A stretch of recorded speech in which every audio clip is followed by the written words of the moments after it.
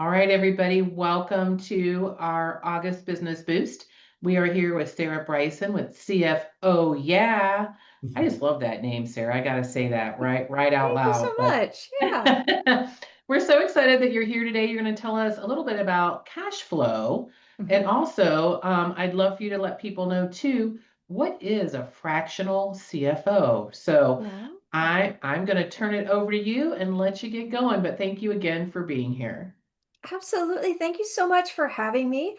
Super excited to be here and help you guys out with cash flow because let's be honest, we don't get taught this stuff in school, right? We have to kind of learn it the hard way. So let's get right on to it. So I am a fractional CFO, and really that just means that I work a fraction of my time in your business for a fraction of what you would pay someone full time. It's a win-win, right? So today we are going to be talking about improving your cash flow because that is the key to any business being successful is we need to have money. We need to have money coming in. So, today's agenda, very briefly, we're going to talk about the three buckets, the three financial buckets in every business. Then, is the meat and potatoes of the cash flow. We'll have time for questions and answers. Although, if you have questions throughout, let me know. I'm more than happy to answer them. So, let's go ahead, get started with our three buckets. So every business has three buckets. It's revenue, profit, and cash flow, right? So revenue is all about that money coming in, which we are so big fans of, right? So it comes down to, well, what do I sell? Who do I sell it for? Are these people buying one time, multiple times? And then we got our profit bucket, which is just terribly named because it's the expense bucket. It's not really profit, right? And this is all about that money that's going out. What are we having to spend to keep our business going? How well are we training our people? Do we have systems and processes? Do we have the right location and rent that we're paying? And then we have cash flow. Cash flow is the availability of money in our business at any given time. So, this is about when I make a sale, how long from the sale until that money's in my bank account? Do I have debt? Do I have money in my bank because I have loans? And most importantly, am I paying the business's bills or are they paying my bills? And that's the real key for a business that supports our life. So again, like I said, this super high, quick overview, these are drivers for each of our buckets. There's a lot of overlap, but the cash flow bucket is kind of our key bucket. That's why there are so many parts to it that we're going to be looking at. So let's go ahead and get right into improving our cash flow. Already mentioned, it's about the availability of money in our business over time. You can have tons of sales and it is dry as the Sahara in your bank account. You can have lots of money in your bank account and still go out of business. I've seen it both. So let's talk about Paul Plank really quickly because he's going to be going through this with us. So he runs a decking company and he's super stoked, just got his biggest client, $50,000 deck, very happy. But the problem is, even though he has this great big sale, he's still on the hook for supplies and materials. He's got labor, he's got an admin, he's got loans on his truck. So there's still a lot of money that's going to be going out before he finishes the job. And he has an issue with clients taking their sweet time to pay him. And so what he frequently finds himself in the situation of is he takes a paycheck out and then he has to put it right back in. That's something that a lot of business owners experience. Paul is tired of that cycle, so he is going to be figuring out, along with you, some ways that he can improve his business and start keeping that paycheck. So we showed you before that these are the six drivers of cash flow, either driving the cash flow in or pushing it out. But we're only going to focus on these four areas in the presentation. If you do have questions about inventory, big purchases, absolutely let me know. More than happy to answer them. But because these affect every business, we're going to focus on them. So the days sales outstanding is just how long from the time we make a sale till we get paid. And a very scary number, but a very real number is if anything goes 90 days or more without getting paid, it is probably not going to get paid. So we really want to keep those payment terms to 30 days at the absolute most. If you can make them shorter, even better. I know if you do work with the government, well, you don't always get to choose those payment terms, which is not so fun. But if you're B2B, B2C, you should be able to determine that for yourself and be sure to shorten those times to at most 30 days. Consider progress billing.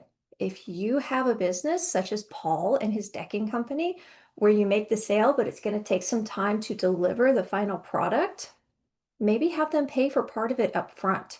50%, 30%, even 10% can make a big difference to your bottom line as you're moving forward and covering costs. And a little tip for you, if you don't want to worry about holding on to the money and tracking that, or if your bookkeeper's like, please don't do this to me, just charge them for the supplies and materials because that is a direct, immediate cost that you have. Another big part is systems and processes. They are boring, they are not sexy, but you know what? They make a business run. So we need to verify our processes for how are we creating an estimate? How are we deciding how much to charge for this work? How and when are we creating invoices? Are we sending the invoices at a certain time, or is it just kind of when we remember to do it? How are we following up on anything that's overdue? And let's say that client says, hey, I've got a request. Are we making sure we charge for the change of work?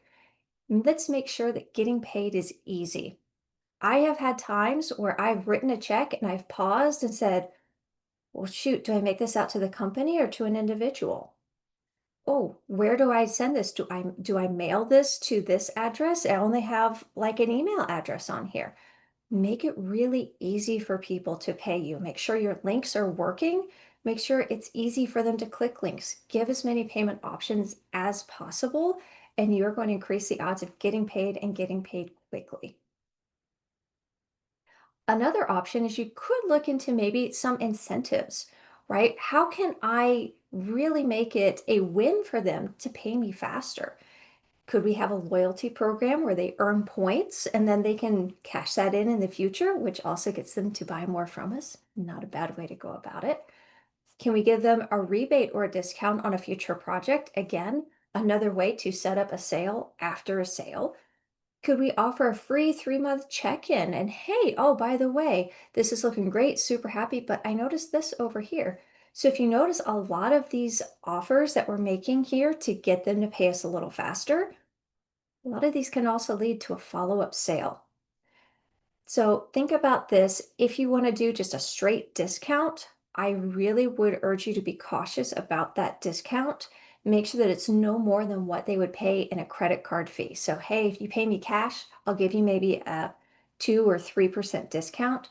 You do need to be a little careful with discounts because they can cause problems for your business in discounting yourself to death. Do we have any questions before I continue? Sarah, speak a little bit more on that, the discount, because I know I've done that, previously with coaching clients too, where I've said, Mm-hmm. hey, if you pay in advance, pay up Mm-hmm. front, here's a 10% discount, to Sure. incentivize them. How do you maybe think about that strategically, whatever Mhm. that percentage is for you? Mhm. Sure. That's a great question. So you want to, again, be very aware of your costs. Like, how much does it cost me? And where am I comfortable with the amount of money I make on this sale? Because you always have to be looking at, okay, if I take 10% off, well, that's 10% less I have to pay myself, to pay my staff, to pay my bills. Now, if you are pricing high enough, that's no problem and you're totally fine with it.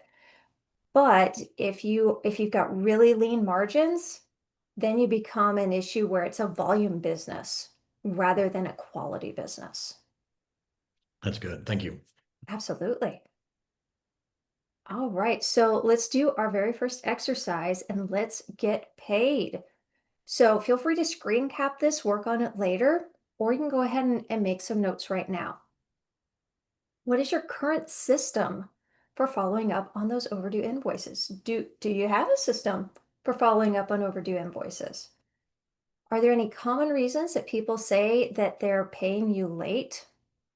And are there any incentives you can provide for faster payments? And we're going to go ahead and do about a minute or so for you guys to write these down and really think through them.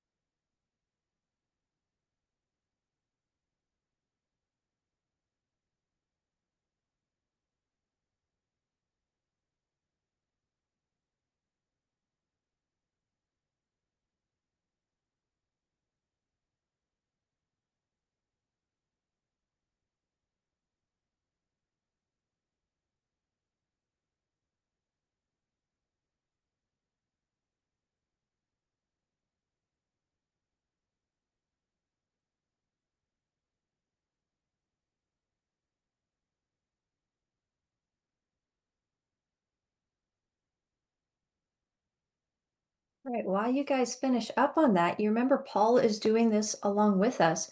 So let's see what he said. He might have some overlap. So Paul's answers were, oh, we just rely on QuickBooks. We just set it to do auto reminders and we just kind of assume that's working out, right? Common reasons is people say they forgot to pay, or that they don't have money. And for incentives, he said, well, yeah, maybe I just don't schedule them until they pay me the first bit down. I can start doing progress billing as well instead of just a one lump sum at the end. Hey, you pay me early, you pay at least this amount, you're going to get your priority scheduling. And I'm okay with giving them a little discount up front, especially if it's paid in cash.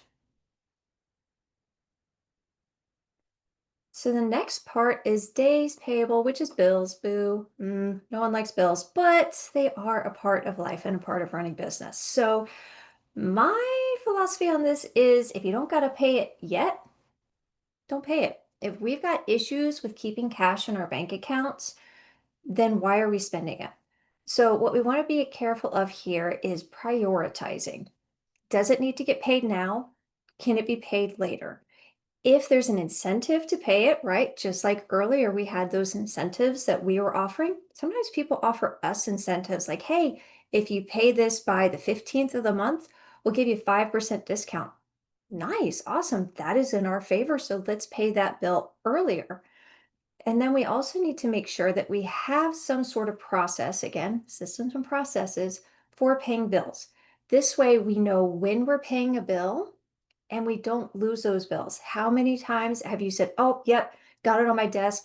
Everything is on fire. I'm going to get to this tomorrow. And then it gets covered with something and then covered with something. And then you get a late payment notice. No one likes to do that. If we have a system and process set up for when and how we pay bills, it eliminates that issue. One system I've seen a lot of people work is Profit First. I believe that one is the 15th and the 28th of the month. That's when you pay your bills. Really simple. So you can put your stuff in the pile for the 15th. On the 15th, you go through, you pay it. Have another file for everything for the 28th. You go through and pay it again. Maybe you want to do the 1st and the 15th. It's up to you. But make sure you have those systems and processes so nothing gets paid too crazy early, but nothing gets left behind. You can also set up a payment plan with a vendor, right? Hey, vendor, is it okay if I pay you half now and half later? Can we check our vendors in general? Maybe we've been going with the same person just because we've been going with the same person, and we didn't even know all these three brand new people who actually have better selection and better prices. Make sure you're reviewing that we are working with the right vendors. And then negotiate for better terms. Can we do a bulk order? Is there someone we buy from all the time, huge amounts? Hey, vendor, I buy huge amounts from you all the time. Any chance you could give me a little discount on this? They might say yes. Moreover, they might say, hey, I'll tell you what, I can't do that. But how about instead of 30 days, I give you 60 days to pay this? That's nice too. We can also consider using credit cards to pay. this really allows us to delay the actual payment. So if we may be paid with the credit card on the 15th, and then we pay the credit card on the 28th, well, that gave us an extra 2 weeks to get that cash in our bank account before we actually pay the bill. The other nice thing with credit cards is we may be able to get cash back or points that we can use in our business. But we do need to be careful that we pay off our credit card. That is part of the bill system that we have to make sure gets paid off every single month. Otherwise, using a credit card can become a problem. And we want solutions, not problems. So let's talk about the big dirty word, which is debt. Doesn't have to be a bad word. It can actually really help your business. The key is to make sure that you have a strategy behind the debt. So take it on with the plan to handle it. Put the payments in your pricing. If you know you're going to have truck loans, make sure that's put into your pricing so that as you are charging customers, you have enough money to cover those truck payments. You also want to make sure that you're careful with the interest rates. I have seen someone recently take out a loan at a 30% interest rate. Don't do that. Be very careful. Have a great relationship with your business banker. If you don't have a great relationship, talk to the chamber. They will get you in touch with amazing business bankers in the community that you can develop that relationship with. So you have that trusted partner who can guide you through these sorts of decisions. And then with those decisions, hey, business banker, should I do a loan or maybe is a line of credit better for me? There are lots of options. Figure out what's right for you that is going to be the biggest benefit. And if you do the credit cards, I mentioned this before, I'm going to hammer it again. Pay them off in full as often as possible. It is debt. So even though it is debt that we can utilize to help our business, we don't want it to become a crutch and we don't want it to be a detriment. And of course, with debt, why are we taking this on? Is this something we are doing with a strategy in place, or is this the band aid because there are other issues that just keep piling up? If it's other issues that keep piling up, you really need to pause and take a very close look at your business with someone who can help you analyze and figure out everything that needs to be fixed. It could be something with your pricing. It could be something with how you're getting paid. It could be your supplies and materials. Lots of different things can be the cause. It's usually a couple of them. But talk with someone in the chamber, your business banker, your accountant. There's so many other businesses out there that can help you identify and fix the problems so that you can really have a business that is working for you, not against you. So a little more on debt because it is a big one and it's a question that I get lots of questions about debt. So also you want to be careful of those interest rates and the variable rates. They might look beautiful and lovely now, but they will be a nightmare before you realize it. Refinancing. If you're going to refinance, you want to do it earlier in the loan rather than later. Because when you are paying off a loan, you've got your principal and you've got your interest. And the way it works is at first you're paying interest, interest, interest, and just a little bit of the principal. And then the longer you get, the closer you get, then you start paying off your principal or the actual amount that you took out as a loan. So if you've already paid off all this interest and then you refinance, you've just added all that interest back. That's not really helping you. So if you're going to refinance, you want to do it early in the loan before you've paid off a lot of that interest. But again, it might not even be worth it because you have additional fees. You've got your application fees, your underwriting fees. Depending on how much your loan is and where you're at in the process, those fees alone might make it just pointless to go forward with a loan. So keep all of these things in mind as you're looking through your options. And then, of course, one of the things that I get excited about is what you can have happen in your business if you're able to pay a little extra on the principal. It's going to reduce the interest over time, which is really just a big expense to your business that it's nice if we don't have to pay as much. And if you can do as few as one extra payment per year, you can reduce the total amount of like 1 to 2 years, depending on your loan. And here is the math. Don't take my word for it, right? So if we have a $100,000 loan at 5% interest and the term is 10 years, we're going to pay this off in 10 years. Well, if we don't make any extra payments, it's 10 years, 120 months. If we make one extra payment on the principal, instead that cuts it down. Now it's only 8 years and 9 months. We paid it off 15 months earlier, and we've saved a ton of interest in the process. If you can do this, fantastic. If you've planned for this debt ahead of time, guess what? You can do this. You can probably pay it off even faster than this. So just be aware that there are lots of ways you can get rid of debt, and there are ways that you can use that debt. It's key to figure out what's right for your business. And I'm going to go ahead and pause. Any questions? So, and some of this is personal finance as well, right? Obviously, but Mm-hmm. thinking about it, one of the things I've thought about or heard even over time is just like if you had extra cash come in, like you paid your credit card bill, right? And you have extra cash Mm-hmm. come in, like between now and that next payment cycle, look at the math of how, or the saving the interest even in that month is like, can you speak to that a little bit of Sure. what makes sense, what doesn't make sense from a Mm-hmm. cash flow standpoint? Oh, sure. And this is another situation where the earlier you start making those extra principal payments, the more bang for your buck you'll get, because it's all about reducing that interest. If you've already paid almost all of it, let's say you've got 3 months left on that loan, does it make sense to turn that 3 months into 2 months? Maybe, maybe not. For some people, just the emotional weight of carrying that debt is worth it, right? I just want to be done with it. For others, they're like, you know what? I don't mind keeping this and just letting it roll out for the next couple months.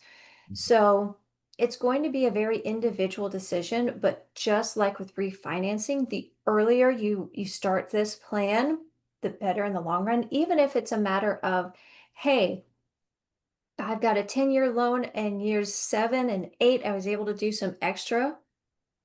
Well, you did some extra in years 7 and 8, and you've probably reduced it by maybe 4 months. Mhm. Do you feel a lot better? Was it comfortable? And maybe you can't. Maybe it's a matter of, you know what? We are having such a fun economy right now that I am not able to do the extra payments. That's okay. That's totally okay. These are just different strategies that could work for you and your business. It's all up to you to figure out what is right for you. Another thing came to my mind is, it obviously we're a credit card society, but from Hmm. a business standpoint, when does it make sense to have like a business line of credit versus putting everything on a credit card? Hmm. And as far as accessibility, that kind of thing. What are your thoughts there? Hmm. Again, I think that's where it's great to have that strong relationship with your business banker, because they're going to understand your business. They're going to understand how money is moving, and they can advise you on that.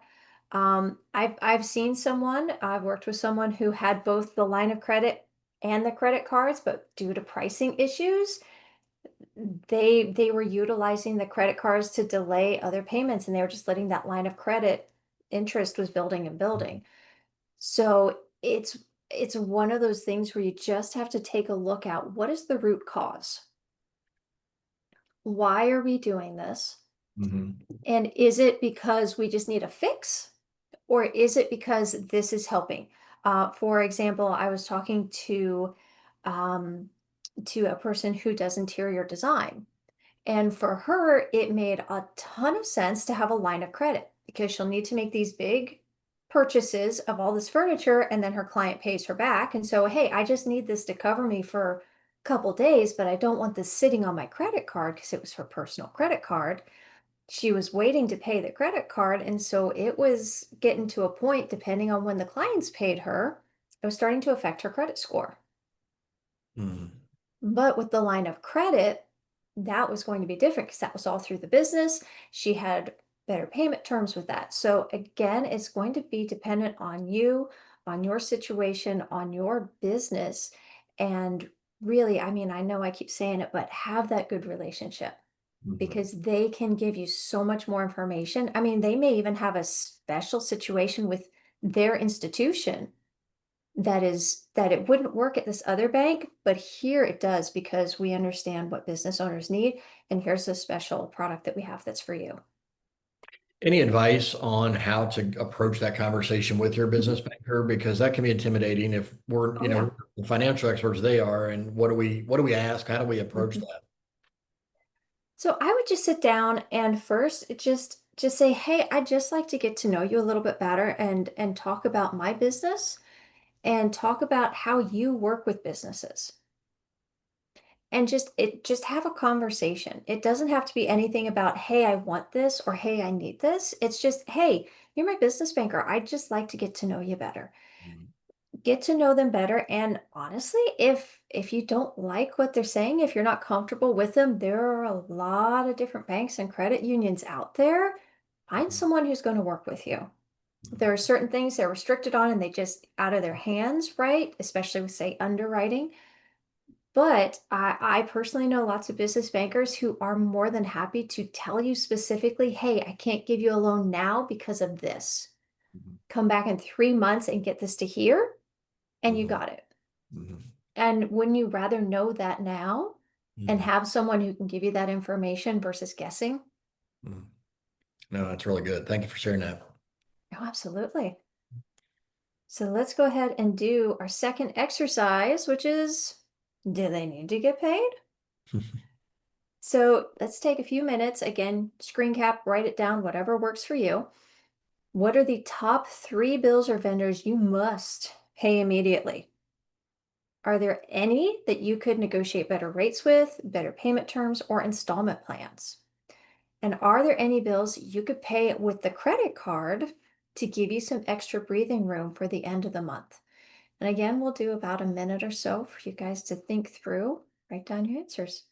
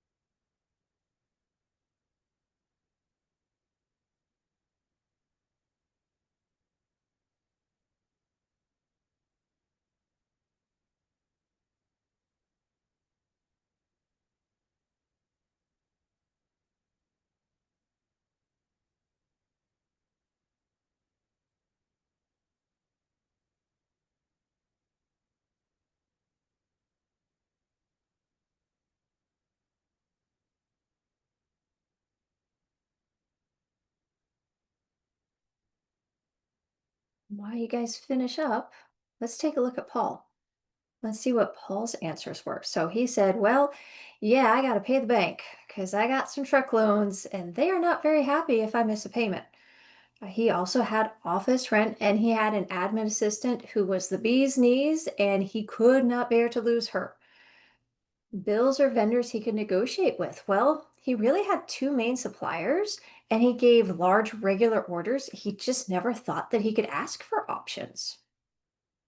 And then bills or vendors he could pay, well, it just so happened that every time he got his rent invoice, there was a little link right there that he could pay with credit card. So he decided to go ahead and do that. And we are in the home stretch, my friends, talking about my favorite thing, which is owner distributions, because that is you paying yourself. And that is ultimately why we have a business, right? We didn't start a business to have an expensive job that's super stressful. We wanted this business to support the life we want to live. And that's what we need this business to do. If it's a brand new business, of course we're going to be putting a lot more into it than we're taking out. But over time that should change. If it's not changing, then something's not right in one of these three buckets. There's something that's not working in revenue, in your profit, or your cash flow. and you want to figure out what that is so you can change it and have a business that is supporting your life rather than a business that you are living to serve. So the very first thing with this, my friends, I would say probably a good 90% of business owners I work with and talk to have issues with pricing.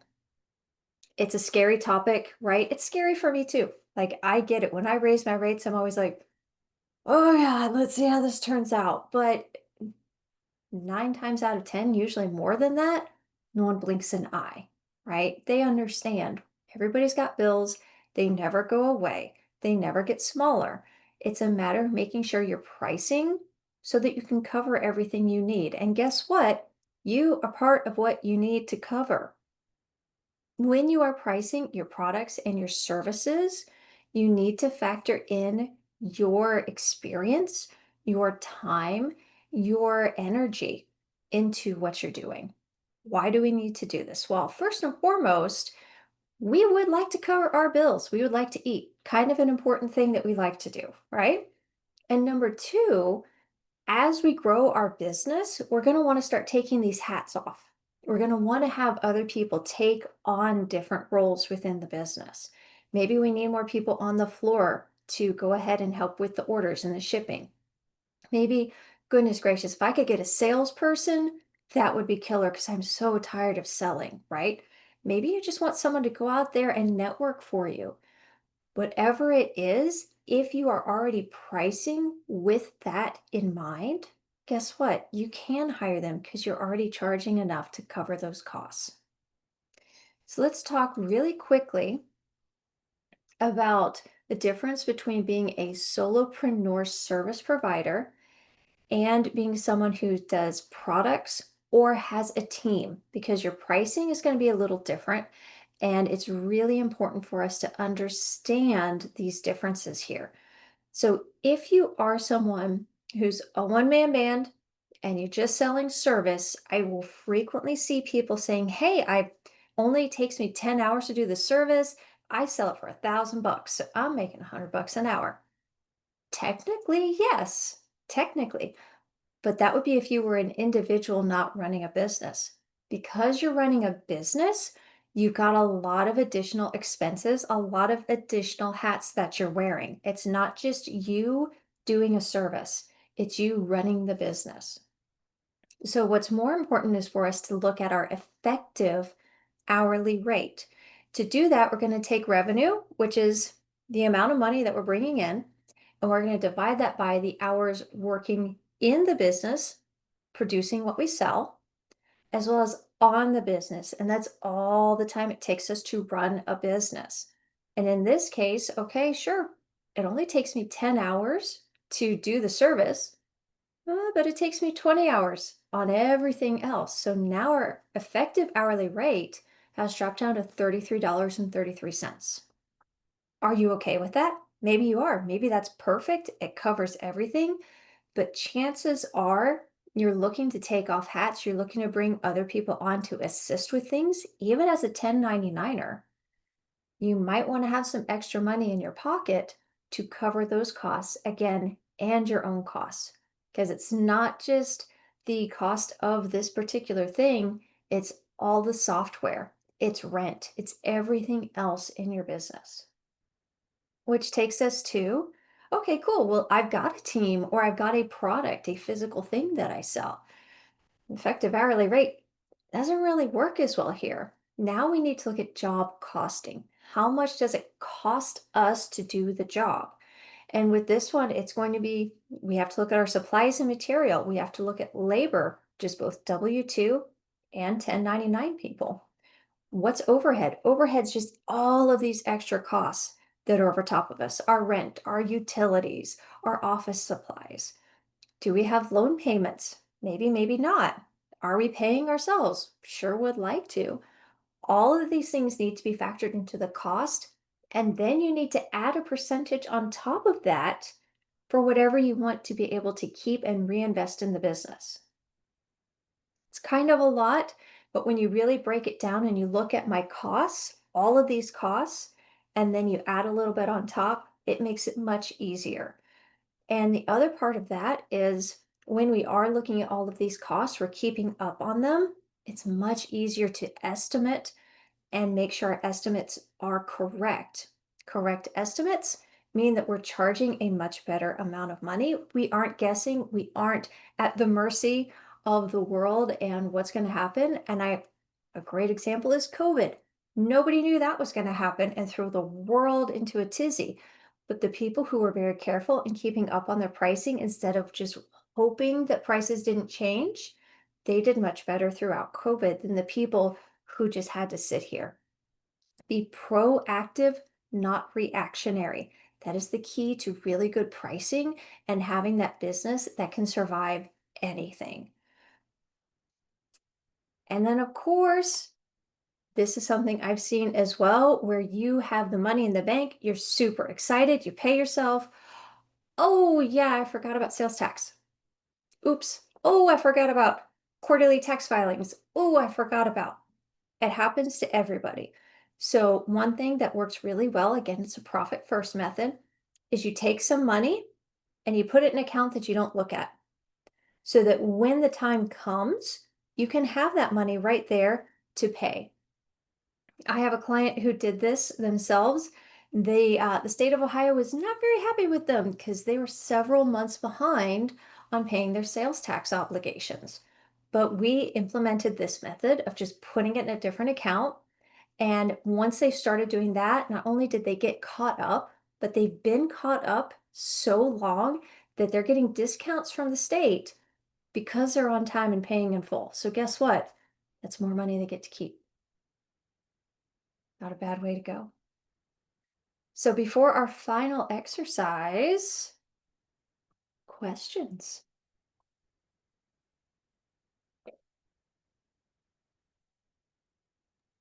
You mentioned just real quickly, Sarah, the profit first. If people aren't familiar with that, I've read that book Hmm. years ago. Is that Hmm. something that you really do recommend as far as a simple tool or thought process for businesses? Hmm.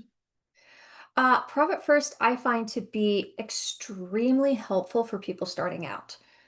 Does it have its limitations? Absolutely. The biggest thing being that Profit First doesn't plan for a business that's growing.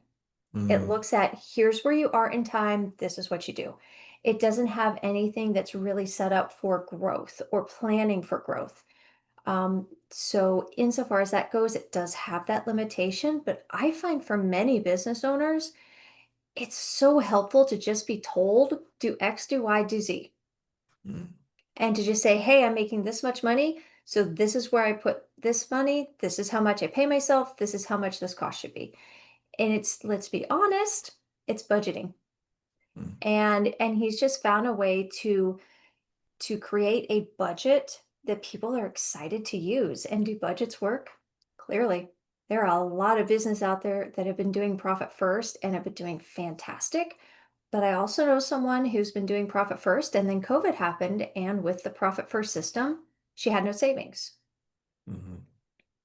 So I think it's great. I think it's a fantastic blueprint to start from, but I think with everything in life, we can't just go with the base. We have to start with the base and then evolve it into something that works for us and works for our goals and our business. Excellent. Thanks for that insight. Absolutely. And there are profit first now for just about every industry. It used to just be profit first, and now they've got it for lots of industries, which again, very, very helpful. Awesome.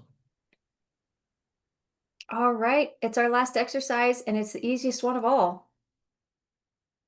We've identified some things throughout this presentation. So what are you going to do? Because the key to everything, I can talk till I'm blue in the face. You can make notes all day, every day until your hand is wearing out and you just got to shake it. But if you don't take action, nothing will change. That's the key for everything in life. So you've identified some things already in this presentation that you can change. What are you going to do tomorrow? Circle what you wrote down, make a note, send an email right now. That's the key. We've identified, now we have to take action.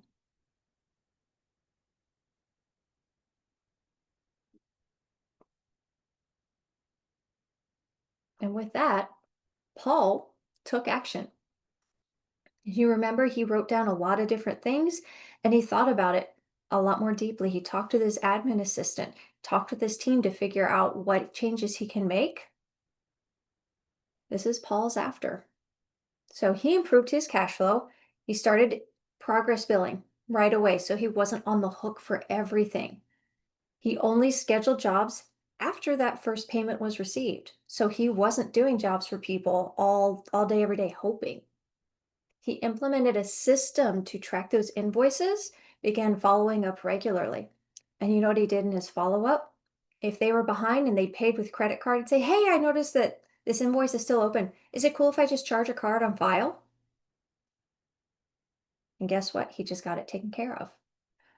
He also started offering a discount for follow up service on deck sealing, and deck cleaning services for anyone who paid up full and front. So he got a sale from the sale. He negotiated better terms with two of his decking supplies companies. He paid his bills on a schedule, so it wasn't reactionary anymore. It wasn't just write it and go, and it also wasn't forgetting it. He had a schedule for when he would pay it. And he reviewed and updated pricing because he realized he had never even considered putting himself in the pricing of his product. He made these changes and his business really turned around. Your business will turn around too, but you have to take the action. So, in conclusion, to wrap things up, we've got those three buckets. We got the revenue bucket, profit bucket, and today we talked about our cash flow bucket. And cash flow is just availability of money in your business. We talked about that, right? The money that's coming in, how quickly it's coming in, money that's going out, how quickly it's going out. And hey, are we paying ourselves? Do we have enough to pay ourselves?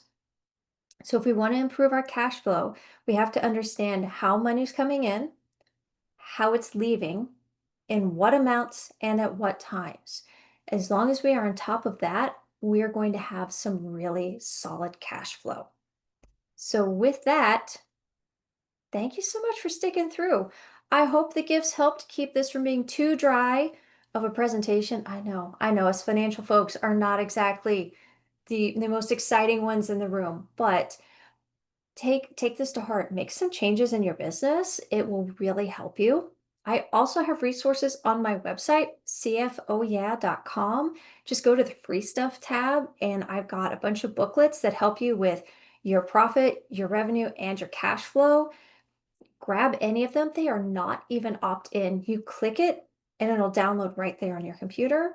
I also have a pricing webinar. If you'd like to use that, teaches you a little bit about pricing, goes over some of the things we talked about here, but in more detail. And you get some calculators that I created that are customized. So with that, how can I help? Well, first of all, Sarah, thank you so much for this. You were not boring at all. It was fascinating, actually. I sat here and thought, oh my gosh, like my question is, well, and I'm, if anybody else certainly has a question, please jump in. My question is, especially if maybe you've been struggling to do all this, and get it all organized on your own, like so many small businesses are, and it's Oh yeah. intimidating to talk about. How do you, in your role, how do you help kind of ease that tension for people to kind Hmm. of even start from ground zero? Because that, a lot of people are frustrated or embarrassed or, whatever sometimes about, I haven't been doing this the right way. Yeah. Yeah. Well, I mean, it's one of those things where I think it helps to let people know that I'm a business owner too.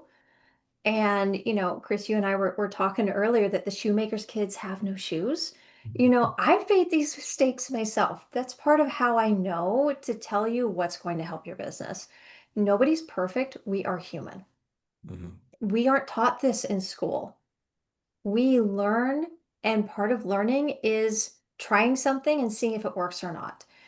But if you can find mastermind groups, find lots of different people who are business owners, and I guarantee you, if you say, "Hey, I've got this issue," you're going to see 10 other people raise their hand and say, "Dude, do you have any idea how to solve it? Because I've been struggling with it too."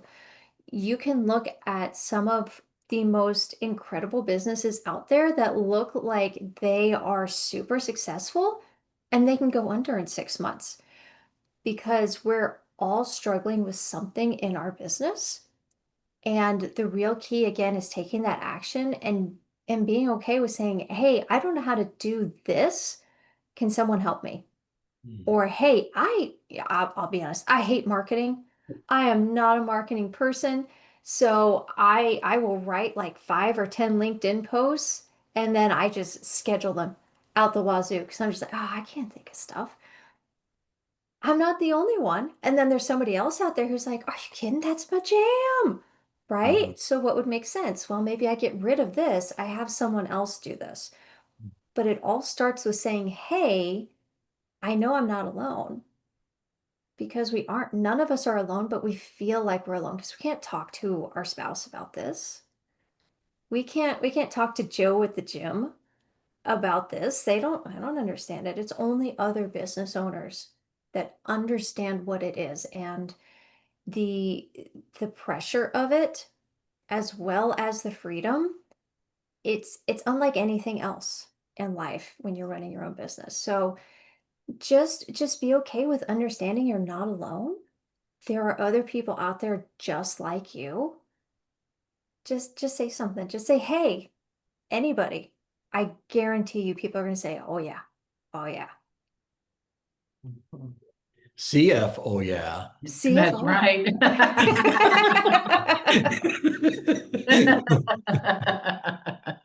yeah. Does anybody have any other questions for Sarah before we wrap up today? Going once? Oh. Oh, Oh, thank you so much, Kayla. I'm glad. Super glad.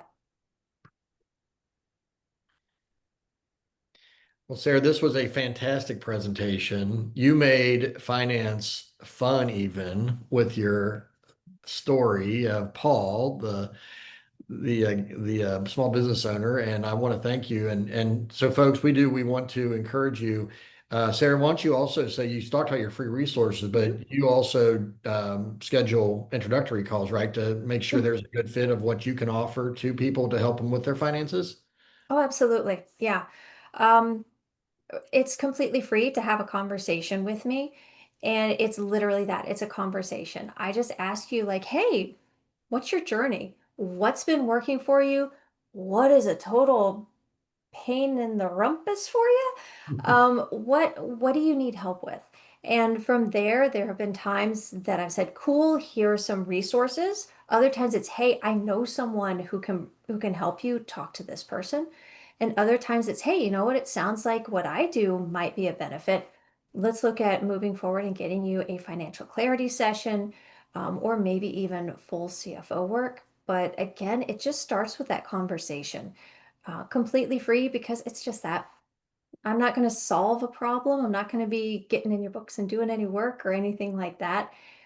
But having that conversation, knowing you're not alone, and then getting some resources that will help you. I want more businesses to succeed. Last I saw, more than 50% of all businesses close in the first 5 years. Mhm. I hate that. I don't want that. I want everybody's business to succeed and succeed beyond their wildest dreams. So please reach out. I would be more than happy to have a conversation and just see how I can help you. That simple. And is the best way to do that just to go to your website, cfohyeah.com? Yeah, go to my website, send me an email, whatever works. I'm on LinkedIn as well. You can send me a DM over there. You can look at my LinkedIn posts, which are GIF heavy if you enjoy the GIFs. I did one recently with a giant shrimp GIF. I'm so happy about that one. So but yeah, reach out, get some resources, talk to other people. Let me know what you need help with, and I can almost guarantee you if I don't have the solution for you moving forward, I know someone else who does. There's killer community in Beaver Creek and beyond, and there are some fantastic people out there who can help. Awesome. awesome. This was just really great, Sarah. Thank you again so much for your Well, thank time you. and for putting this Yeah. on. We really appreciate you so much and for being part of our Beaver Creek Chamber of Commerce. What an amazing resource you are. So, everybody, like she said and Chris has said, please reach out to Sarah if you have any questions or just want to have that initial conversation. But as she said earlier, too, do it today. Do it today. Take Don't wait. action. That's right. Take action. So thanks again, Sarah. I think we're about ready to end the call, but we appreciate you so much. And Yeah. again, it was a pleasure and thank you. Thank you so much. Thanks everybody for joining. I appreciate it. Bye, Gonna everybody. rock your business.